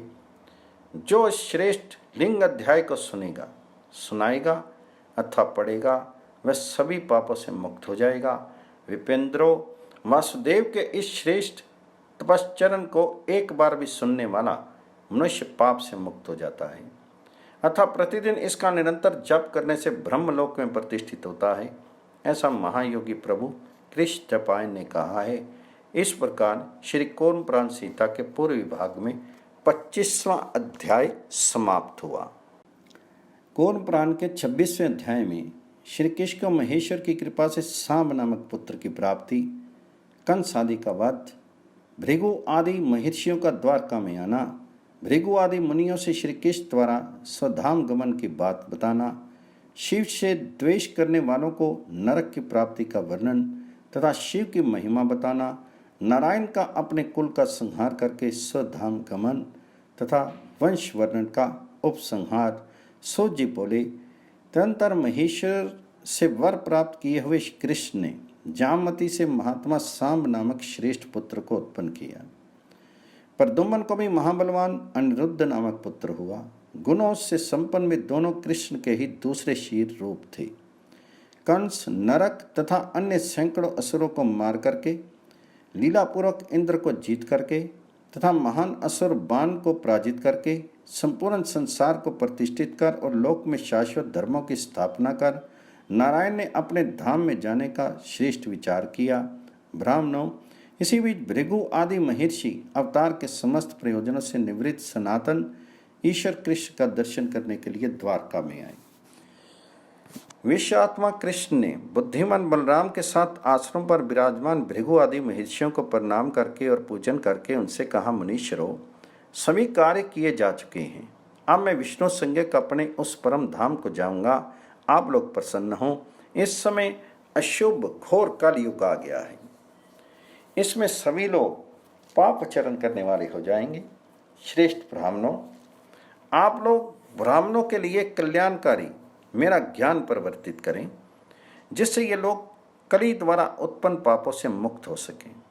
कलयुग में जो लोग एक बार भी मुझ प्रभु का स्मरण करेंगे, उन पुरुषोत्तम के भक्तों का पाप नष्ट हो जाएगा।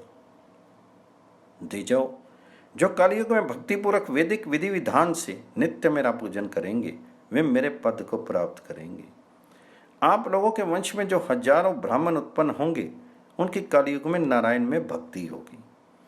नारायण के भक्तजन पर से परतर स्थान को प्राप्त करते हैं, किंतु जो महेश्वर से द्वेष रखते हैं वे वहां नहीं जाते।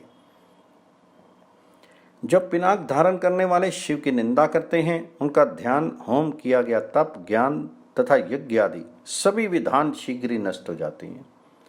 जो ईशान शंकर देव की निंदा कर नित्य अनन्य भाव से मेरा आश्रय ग्रहण करता है, वह 10,000 वर्षों तक नरक में रहता है।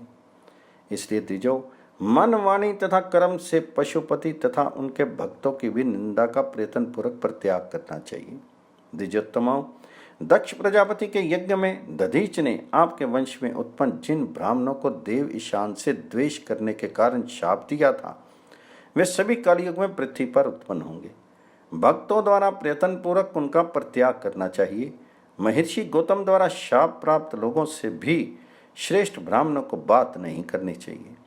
कृष्ण द्वारा इस प्रकार कहे जाने पर वे सभी श्रेष्ठ महर्षि ठीक है ऐसा कहकर के शीघ्र ही अपने स्थानों को चले गए। तदंतर जगन में नारायण कृष्ण लीलापूर्वक अपने सारे कुल का संहार करके अपने परम धाम को पधार गए। सूत जी ने ऋषियों से कहा, संक्षेप में ये राजवंश आप लोगों को बताया गया, विस्तार पूर्वक इसका वर्णन नहीं हो सकता। अब आप पुनः क्या सुनना चाहते हैं? जो इन वंशों के शुभ वर्णन को पढ़ता है अथवा सुनता है वह सभी पापों से मुक्त हो जाता है तथा स्वर्गलोक में आदर प्राप्त करता है। इस प्रकार श्री कूर्म पुराण संहिता के पूर्व विभाग में 26वां अध्याय समाप्त हुआ। कूर्म पुराण के 27वें अध्याय में व्यास जी द्वारा अर्जुन को सतयुग आदि चारों युगों के धर्म का उपदेश, व्यास द्वारा एक वेद संहिता का चतुर्धा विभाजन, चारों युगों में चतुष्पाद धर्म की विभिन्न स्थिति का निदर्शन तथा कलयुग में धर्म के ह्रास का प्रतिपादन। ऋषियों ने कहा, सूत जी, सत्य, त्रेता, द्वापर तथा कली ये 4 युग हैं। आप इनके स्वभाव का संक्षेप में वर्णन कीजिए। तो सूत जी बोले, नारायण कृष्ण के अपने परम धाम चले जाने पर शत्रुओं को पीड़ा पहुंचाने वाला परम धर्मात्मा पांडु पुत्र अर्जुन और धर्मदेही क्रिया करके महाशोक से आवृत हो गए। उन्होंने मार्ग में जाते हुए ब्रह्मवादी कृष्णपायन व्यास मुनि को शिष्यों से चारों ओर से घिरे हुए देखा। तब शोक का परित्याग कर अर्जुन ने भूमि पर दंडवत गिरकर प्रणाम किया और परम प्रीति से कहा, महामुनि प्रभु, आप कहाँ से आ रहे हैं और किस देश की ओर इस समय शीघ्रतापूर्वक जा रहे हैं? आपका दर्शन करने से ही मेरा महान शोक दूर हो गया है। कमल पत्र के समान नेत्र वाले व्यास जी महाराज, इस समय मेरा जो कर्तव्य हो उसे आप बतलाइए। तब शिष्यों से घिरे हुए महायोगी कृष्ण दपायन मुनि ने नदी के किनारे बैठकर स्वयं कहा। व्यास जी बोले, पांडु के पुत्र अर्जुन, ये घोर कलयुग आ गया है, इसलिए मैं भगवान शंकर की महापुरी वाराणसी को जा रहा हूँ। इस भयंकर कलयुग में लोग पाप आचरण करने वाले, वर्ण तथा आश्रम धर्म से रहित महान पापी होंगे। कलयुग में सभी पापों का शमन करने के लिए वाराणसी पुरी के सेवन को छोड़कर अन्य दूसरा कोई प्रायश्चित मैं नहीं देखता। सत्य, त्रेता तथा द्वापर, इन सभी युगों में मनुष्य महात्मा, धार्मिक तथा सत्यवादी होते हैं। आप संसार में प्रजावत्सल तथा धृतिमान के रूप में विख्यात हैं। अतः अपने परम धर्म का पालन करें, इससे आप भय से मुक्त हो जाएंगे। द्विजोत्तमो, भगवान व्यास के द्वारा ऐसा कहने पर शत्रु के पुर को जीतने वाले कुंती के पुत्र अर्जुन ने उन्हें प्रणाम करके युग धर्म को पूछा। सत्यवती के पुत्र व्यास मुनि ने भगवान शंकर को प्रणाम करके संपूर्ण सनातन युग धर्म को उन्हें बतलाया। व्यास जी बोले, नरेश्वर पार्थ, संक्षेप में युग धर्म को तुम्हें बतलाता हूं, मैं विस्तार से वर्णन नहीं कर सकता। पार्थ, विद्वानों द्वारा पहला कृत युग कहाँ गया है, तदनंतर दूसरा त्रेता युग, तीसरा द्वापर तथा चौथा कल युग कहाँ गया है। कृत युग में ध्यान, त्रेता में ज्ञान, द्वापर में यज्ञ तथा कल युग में एकमात्र दानी श्रेष्ठ साधन बताया गया है। कृत युग में ब्रह्मा देवता होते हैं, इसी प्रकार त्रेता में भगवान सूर्य, द्वापर में देवता विष्णु और कल युग में महेश्वर रुद्र ही मुख्य देवता हैं। ब्रह्मा, विष्णु तथा सूर्य ये सभी कलयुग में पूजित होते हैं, किंतु पिनाकधारी भगवान रुद्र चारों युगों में पूजे जाते हैं। सर्वप्रथम कृत युग में सनातन धर्म 4 वर्णों वाला था। इसके 4 चरण थे। त्रेता में 3 चरणों वाला तथा द्वापर में 2 चरणों से स्थित हुआ, किंतु कलयुग में 3 चरणों से रहित होकर केवल सत्ता मात्र से ही स्थित रहता है। कलयुग में स्त्री पुरुष के संयोग से उत्पत्ति होती थी। कृतयुग में स्त्री पुरुष के संयोग से उत्पत्ति होती थी और लोगों की आजीविका साक्षात आनंद रस से उल्लसित रहती थी। सारी प्रजाएं श्रद्धा सात्विक आनंद से तृप्त और भोग से संपन्न रहती थी, परंतु उन प्रजाओं में उत्तम और अधम का भेद नहीं था, सभी निर्विशेष थी। उस कृतयुग में प्रजा की आयु, सुख और रूप समान था। संपूर्ण प्रजा शोक से रहित, सत्वगुण के बाहुल्य से युक्त, एकांत प्रेमी, ध्याननिष्ठ, तपोनिष्ठ तथा महादेव शंकर की भक्त थी। परमताप वे प्रजाएं निष्काम कर्म करने वाली, नित्य प्रसन्न मन वाली और पर्वतों एवं समुद्र के किनारे रहने वाली थी। उनका कोई घर नहीं होता था। तदंतर काल के प्रभाव से त्रेता नामक युग में सतयुग का आनंद उल्लास नष्ट हो जाता है। कृतयुग की उस सिद्धि का लोप होने पर अन्य सिद्धि परिवर्तित होती हैं। मेघ में जल की कमी होने पर मेघ और विद्युत से वृष्टि हुई है। पृथ्वी तल पर एक बार ही उस वृष्टि का संयोग होने से उन प्रजाओं के लिए ग्रह संज्ञक वृक्षों का प्रादुर्भाव हुआ। उन वृक्षों से ही उनके सब कार्य संपन्न होने लगे। त्रेता युग के प्रारंभ में वह समस्त प्रजा उनसे ही अपनी जीविका का निर्वाह करती थी। तदंतर बहुत समय व्यतीत होने पर उन प्रजाओं के ही विपर्याय से उनमें अचानक ही राग और लोभ का भाव उत्पन्न हो गया। तदंतर उलट फेर दिनचर्या में व्यत्यय के कारण उस समय के प्रभाववश वे ग्रह संज्ञक सभी वृक्ष नष्ट हो गए। तब उन वृक्षों के नष्ट हो जाने पर स्त्री पुरुष धर्म से उत्पन्न सत्य का ध्यान करने वाले वे सभी प्रजाजन विभ्रांत होकर उस पूर्व वर्णित सिद्धि का ध्यान करने लगे। उस समय सत्य का ध्यान करने के कारण उन प्रजाओं के लुप्त वे ग्रह संज्ञक वृक्ष पुनः प्रादुर्भूत हो गए। वे वस्त्रों, आभूषणों तथा फलों को उत्पन्न करने लगे। उन प्रजाओं के लिए उन वृक्षों के प्रत्येक पत्र पुटों में गंध, वर्ण और रस से समन्वित बिना मधुमक्खियों के बना हुआ महान शक्तिशाली मधु उत्पन्न होता था। उसी मधु से त्रेता युग के आरंभ में वे प्रजाएं जीवन निर्वाह करती थी। उस सिद्धि के कारण वे सारी प्रजाएं रिष्ट पुष्ट तथा ज्वर से रहित थी। तदंतर कालांतर में वे सभी लोग पुनः लोभ के वशीभूत हो गए। अब वे उन वृक्षों तथा उनसे उत्पन्न माक्षिका द्वारा ना बनाए हुए मधु को बलपूर्वक ग्रहण करने लगे। उनके इस प्रकार पुनः लोभ करने के कारण उत्पन्न दुष्कर्म से वे कल्प वृक्ष कहीं कहीं मधु के साथ ही नष्ट हो गए। तब अत्यंत शीत, वर्षा और धूप से अत्यधिक दुखी उन्होंने शीत, उष्ण आदि द्वंद्वों से पीड़ित होते हुए आवरणों की रचना की। तब मधु सहित कल्प वृक्षों के नष्ट हो जाने पर उन्होंने द्वंद्वों के निराकरण का उपाय विचार करके जीविका निर्वाह के साधनों का चिंतन किया। तदंतर त्रेता युग में उन प्रजाओं की जीविका को सिद्ध करने वाली अन्य सिद्धि पुनः प्रादुर्भूत हुई और उनकी इच्छा के अनुकूल वृष्टि हुई। निरंतर वर्षा के कारण जो जल नीचे की ओर प्रवाहित हुआ, उससे उन प्रजाओं के अनेक स्तोत्रों तथा नदियों की उत्पत्ति हुई। जब पृथ्वी पर थोड़ा जल एकत्र हो गया तो भूमि और जल का संयोग होने से अनेक प्रकार की औषधियां उत्पन्न हो गई। बिना जोते बोए ही विभिन्न ऋतुओं में होने वाले पुष्प एवं फलों से युक्त 14 प्रकार के ग्राम्य एवं जंगली वृक्ष और गुल्म उत्पन्न हो गए। तदंतर त्रेता युग के प्रभाव से भवितव्यतावश उन प्रजाओं में निश्चित रूप से सब प्रकार से राग और लोभ व्याप्त हो गया। तदुपरांत उन लोगों ने अपनी अपनी शक्ति के अनुसार बलपूर्वक नदियों, क्षेत्रों, पर्वतों, वृक्षों, गुल्मों तथा औषधियों पर अधिकार जमाना प्रारंभ किया। उनके विपरीत आचरण के कारण वे सभी औषधियां पृथ्वी में प्रविष्ट हो गई। तब महाराज पृथु ने पितामह के आदेश से पृथ्वी का दोहन किया। तदंतर काल के प्रभाव से वे सभी प्रजाएं क्रोध अभिभूत होकर एक दूसरे की जमीन, धन, स्त्री आदि को बलपूर्वक ग्रहण करने लगे। ऐसी अवस्था देख करके भगवान ब्रह्मा ने मर्यादा की रक्षा करने के लिए और ब्राह्मणों के कल्याण के लिए क्षत्रियों की सृष्टि की। प्रभु ने त्रेता युग में वर्ण तथा आश्रम की व्यवस्था और पशु हिंसा से रहित यज्ञों का प्रवर्तन किया। द्वापर में लोगों में सदा मतभेद, राग, लोभ, युद्ध तथा तत्वों के निश्चय का असमर्थ रहता है।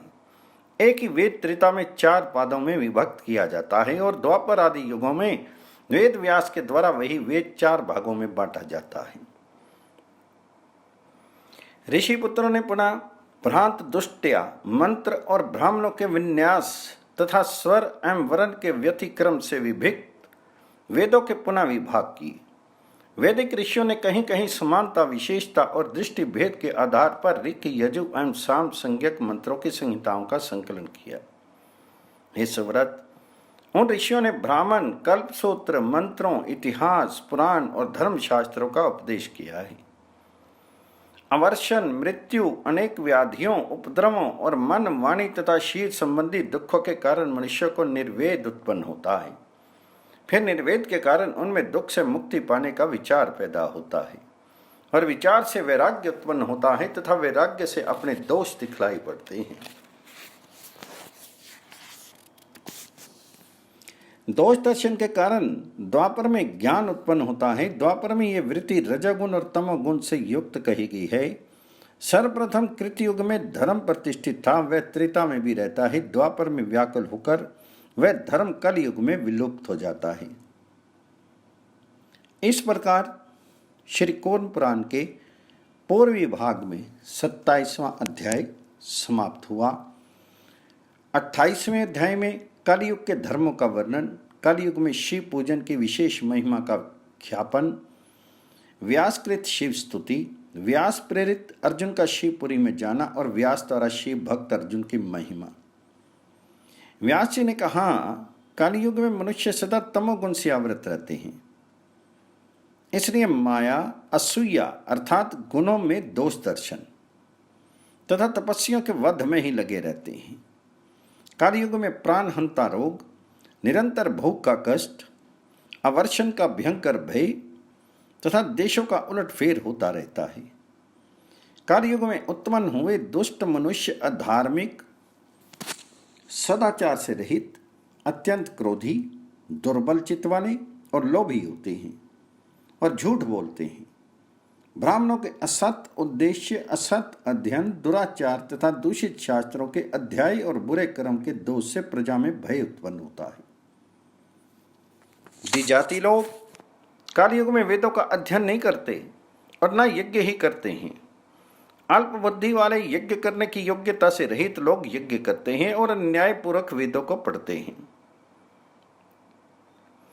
कलयुग में शूद्रों का ब्राह्मणों के साथ मंत्र, योनि, शयन, आसन और भोजन के द्वारा संबंध हो जाएगा। नरेश्वर, अधिकांश राजा शूद्र होंगे। जो वस्तुतः राजा होने के कारण अयोग्य होंगे, वे ब्राह्मणों को पीड़ित करेंगे। भ्रूण हत्या और वीर हत्या प्रचलित हो जाएगी। कलयुग में द्विजाति लोग स्नान, होम, जप, दान, देवताओं का पूजन तथा अन्य शुभ कर्मों को भी नहीं करेंगे। कलयुग में महादेव शंकर, पुरुषोत्तम विष्णु, ब्राह्मणों, वेदों, धर्मशास्त्रों और पुराणों की लोग निंदा करते हैं। सभी लोग वेद में अविहित अनेक प्रकार के कर्मों को करते हैं तथा ब्राह्मणों की अपने धर्म में रुचि नहीं रहती। लोग कुत्सित आचार वाले एवं व्यर्थ के पाखंडों से युक्त हो जाएंगे और संसार परस्पर में बहुत याचना करने वाला हो जाएगा। कलयुग में जनपद, अन्न विक्रय, चौराहे, वेद के विक्रय स्थल तथा स्त्रियां वैश्यावृत्ति वाली हो जाएंगी। युग का अंत आने पर सफेद दांतों वाले, जिन नाम वाले, मुंडित, काशाय वस्त्रधारी शूद्र पर धर्म आचरण करने लगेंगे। लोग अनाज और वस्त्र की चोरी करने वाले होंगे। चोर लोग चोरों की ही चोरी करेंगे और दूसरे चोर उस चोर का चुराएंगे। दुख की अधिकता होगी, अल्पायु होगी, देह में आलस्य और रोग रहेगा। अधर्म में विशेष प्रवृत्ति के कारण कलयुग में सभी व्यवहार तामस होंगे। कुछ लोग काशाय वस्त्र धारण करने वाले, कुछ निर्ग्रंथ, यज्ञोपवीत, शिखा आदि से विहीन पंथ वाले कापालिक, वेद विक्रयी तथा कुछ लोग तीर्थ विक्रयी हो जाएंगे। कलयुग में राजा का संरक्षण प्राप्त करके अल्पबुद्धि वाले शूद्र आसन पर स्थित द्विज को देख करके नहीं चलते, अर्थात द्विजोचित व्यवहार नहीं करते तथा श्रेष्ठ द्विजों को प्रताड़ित करते हैं।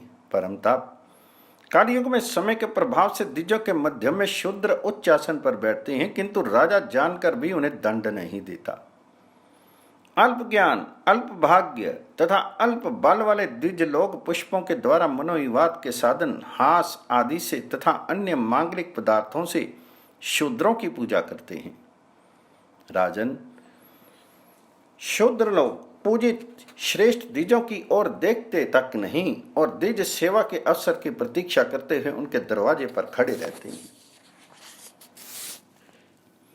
कालयुग में शूद्र से जीविका पाने वाले ब्राह्मण वाहन में स्थित शूद्रों को घेर कर स्तुतियों द्वारा उनकी प्रशंसा करते हैं और सेवा करते हैं। शूद्रों से जीविका प्राप्त करने वाले ब्राह्मण शूद्रों को वेद पढ़ाते हैं। घोर नास्तिकतावादी शूद्र वैदिक मंत्रों को पढ़ते हैं। जिनकी श्रेष्ठ द्विज के रूप में समाज में मान्यता होती है, वे लोग अपने तप तथा यज्ञ के फलों का विक्रय करने वाले होते हैं। आलस्य या प्रतिष्ठा के लिए सैकड़ों एवं हजारों की संख्या में लोग सन्यासी हो जाएंगे। हे निष्पाप राजन, कलयुग में लोग पढ़े हुए को भूल जाते हैं, अध्ययन के फल ज्ञान के लिए उत्सुक नहीं रहते। वे लौकिक गीतों से देवताओं की स्तुति करते हैं। कलयुग में ब्राह्मण तथा क्षत्रिय वाम मार्गी, पाशुपताचारी और पंचरात्रिक हो जाएंगे। ज्ञान और कर्म का लोप हो जाने और लोगों के निष्क्रिय हो जाने पर कीड़े, चूहे तथा सर्प लोगों को कष्ट पहुंचाएंगे। प्राचीन काल में दक्ष प्रजापति के यज्ञ में दधीच के शाप से दग्ध हुए द्विज ब्राह्मणों के कुल में उत्पन्न होंगे। कलयुग के अंत समय में तमोगुण से व्याप्त मन वाले लोग महादेव जी की निंदा करेंगे और व्यर्थ में धर्मों का आचरण करेंगे और जो दूसरे महात्मा गौतम के शाप से दग्ध हुए लोग थे, वे सभी ब्राह्मण आदि अपनी अपनी जातियों में उत्पन्न होंगे। वेदों में निषिद्ध व्रत और आचार का पालन करने वाले दुराचारी तथा व्यर्थ का श्रम अर्थात धर्म मोक्ष विरोधी अर्थ मात्र साधक काम अथवा दुर्जनतावश लोगों को पीड़ा देने वाले काम करने वाले लोग श्री विष्णु तथा ब्रह्मवादी ब्राह्मणों की निंदा करेंगे।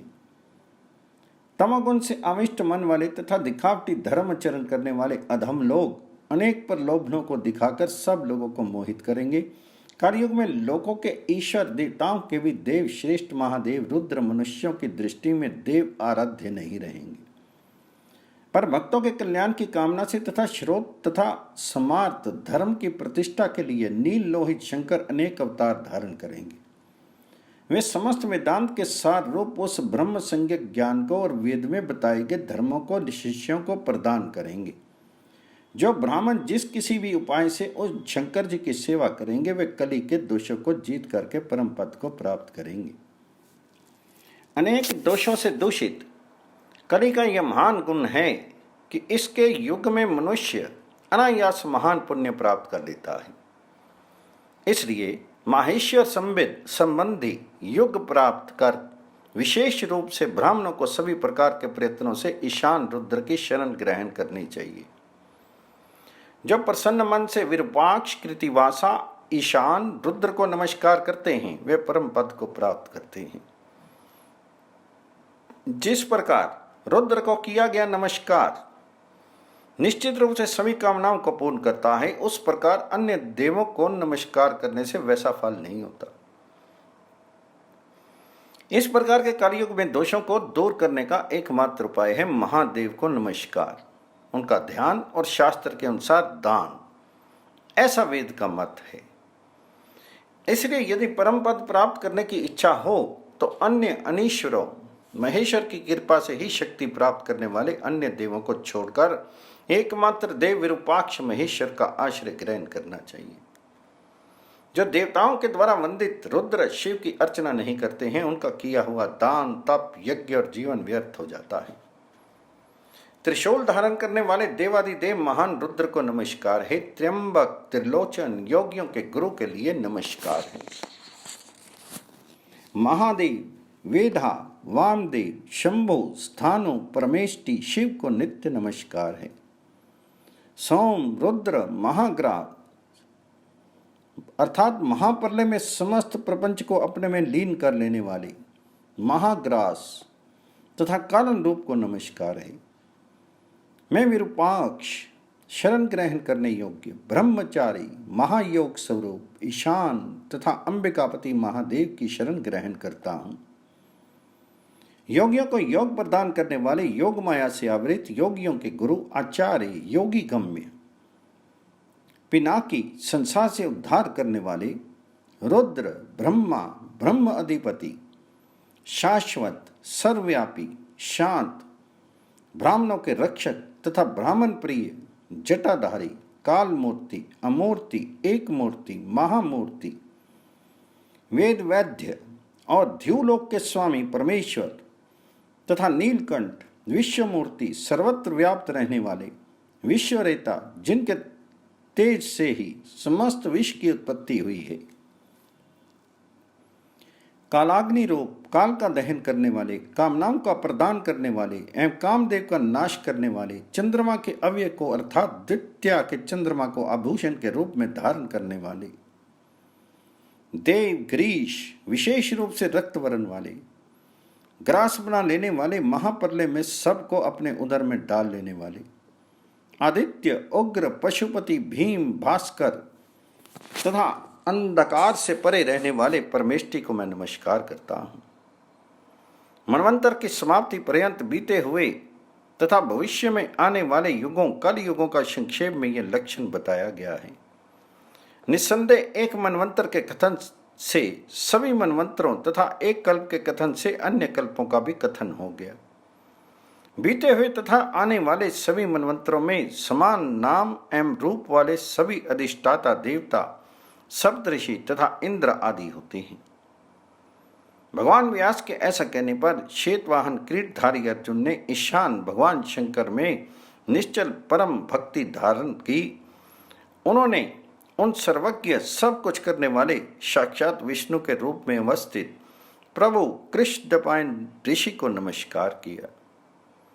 शत्रु के नगर को जीतने वाले तथा विनीत उन पार्थ अर्जुन को व्यास मुनि ने अपने दोनों सुंदर शुभ हाथों से स्पर्श करते हुए पुनः कहा, शत्रु के नगर को जीतने वाले अर्जुन, निश्चय ही तीनों लोकों में तुम्हारे समान शंकर का भक्त कोई दूसरा नहीं है।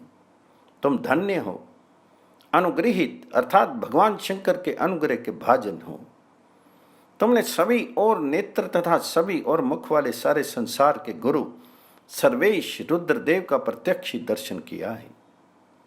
ईश्वर शंकर संबंधी दिव्य ज्ञान तुम्हें यथार्थ रूप से विदित है। स्वयं सनातन ऋषिकेश ने प्रीति पूर्वक तुम्हें सब बतलाया था। शीघ्र अपने स्थान को जाओ, तुम शोक करने योग्य नहीं हो। शरणागत वत्सल शिव की पराभक्ति की शरण ग्रहण करो। ऐसा कहकर वे भगवान प्रभु व्यास अर्जुन पर कृपा करके शंकर की आराधना करने के लिए शंकर की पुरी को गए। पांडवपुत्र अर्जुन भी उनके कहने से शिव की शरण में पहुंचे और सभी कर्मों का परित्याग करके उनकी भक्ति में ही दचित हो गए। सत्यवती के पुत्र व्यास या देवकी के पुत्र कृष्ण को छोड़कर अन्य कोई भी अर्जुन के समान शंकर की भक्ति करने वाला ना तो हुआ और ना होगा। उन सत्य स्वरूप धीमान पराशर के पुत्र अमित तेजस्वी भगवान व्यास मुनि को नित्य नमस्कार है। कृष्णद्वैपायन व्यास साक्षात भगवान विष्णु ही हैं। इनके अतिरिक्त उन परमेश्वर रुद्र को यथार्थ रूप से अन्य कौन जानता है। इन सत्यवती नंदन पराशर पुत्र महान योगी अव्यय विष्णु स्वरूप कृष्णद्वैपायन व्यास ऋषि को आप लोग नमस्कार करें। इस प्रकार से कहे जाने पर सभी मुनियों ने एकाग्रचित्त होकर सत्यवती के पुत्र उन महात्मा व्यास जी को नमस्कार किया। इस प्रकार श्री कौन पुराण के पूर्व भाग में 27वां और 28वां अध्याय समाप्त हुआ।